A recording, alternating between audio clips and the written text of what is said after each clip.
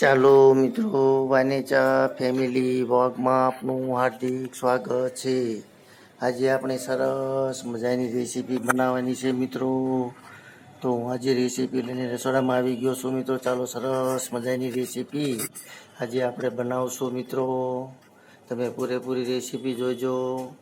હાલ ચોમાસાનો સમય ચાલી રહ્યો છે। બજારમાં સરસ મજાના કૂણા કૂણા કારેલા પણ આવી રહ્યા છે મિત્રો। તો આજે આપણે સરસ મજાનું ટુકડી કારેલાનું શાક બનાવવાનું છે અલગ રીતે। તે આપણે ભરેલા કારેલા, ગ્રેવીવાળા કારેલા અને કારેલાના શાકના વિડીયો આપણે મૂકેલા છે મિત્રો।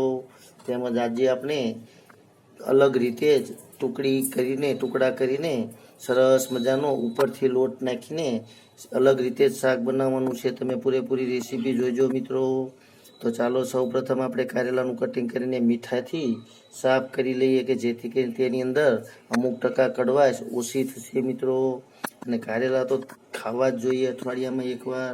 તો ચાલો મિત્રો, આજે સરસ મજાના દેશી કારેલા આપણે જે લીધેલા છે તેનું ટુકડી કારેલાનું સરસ મજાનું શાક બનાવશું। સૌપ્રથમ કટિંગ કરી લઈએ।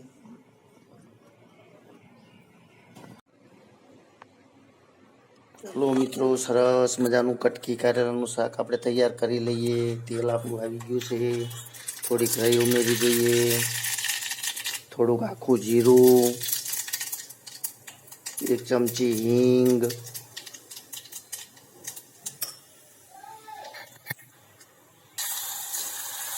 ચાલો મિત્રો, તો હવે અંદર આપણે જે કટિંગ કરીને રાખેલા છે કટકી કરીને કારેલા તે ઉમેરી દઈશું।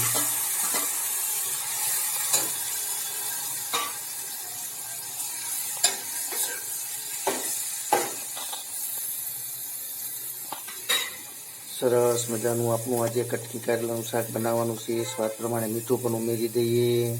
અને હા મિત્રો, ખાસ વાત એ કે જો તમે કડવું ખાઈ ન શકતા હોય તો મીઠાઈની અંદર તમે ચોળીને 2 પાણીથી સાફ કરજો તો ઓછું થઈ જશે કડવાશ। થોડીક હળદર, આપણે તો બિલકુલ કડવાશ કાઢી નથી મિત્રો, કારણ કે કડવાશનું મહત્ત્વ શરીરમાં ખૂબ જ હોય છે। 1 ચમચી ધાણા જીરું,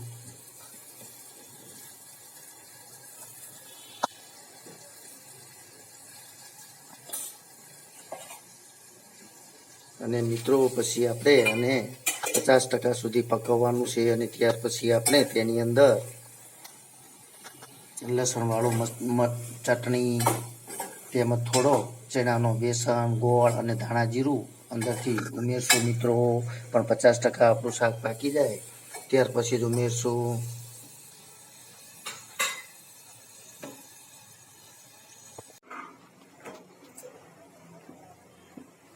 ચાલો મિત્રો, આજે સરસ મજાનું આપણે કટકી કારેલાનું શાક બનાવવાનું છે। તો તેની સાથે સર્વ કરવા માટે રોટલી પણ સરસ રીતે તૈયાર કરી લઈએ મિત્રો। કારણ કે આજે આપણે કારેલાના શાકની અંદર કોઈ જાતનું બીજું ગળપણ નાખવાનું નથી ખાસ, કારણ કે થોડુંક જ ગળપણ સહેજ જ ગોળ નાખશું અને 1 જ ચમચી ચણાનો બેસન નાખવાનો છે। જે આપણે કારેલાને પણ એમાંથી કડવાશ એમને એમ રવા દીધેલી છે મિત્રો। ખાવાની ખૂબ જ મજા આવશે અને શરીર માટે પણ ખૂબ જ તંદુરસ્ત રાખે છે।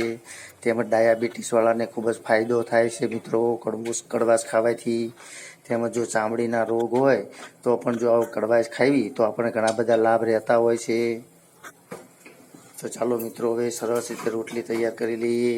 અને આપણું શાક પણ તૈયાર થઈ રહ્યું છે મિત્રો। તો તેની અંદર પછી આપણે 1 જ ચમચી ચણાનો બેસન, ગોળ તેમજ લસણની ચટણી, ધાણા જીરું વગેરે ઉમેરી દઈએ।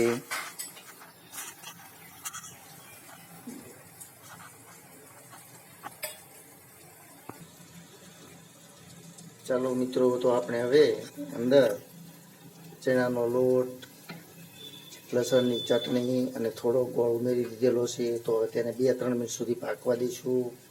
ત્યાર પછી આપણે જમવા માટે બેસશું મિત્રો। રોટલી પણ આપણી સરસ રીતે તૈયાર થઈ ગઈ છે।